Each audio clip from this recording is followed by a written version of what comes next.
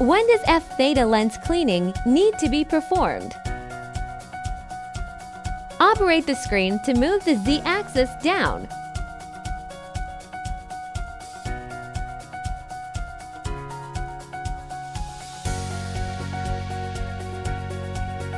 Cover the lens protection cap. Rotate counterclockwise to remove the lens. Spray a small amount of alcohol on the dust-free cloth until slightly damp. Wipe gently in circle, from the center outward in one direction only. Do not rub back and forth.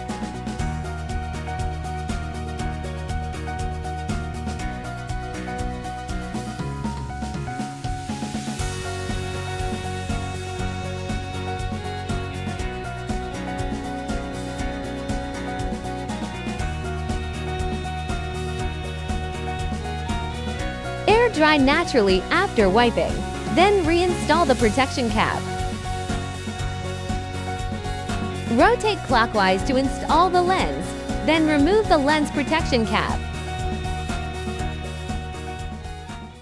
Enter the Wiki official website to find more information.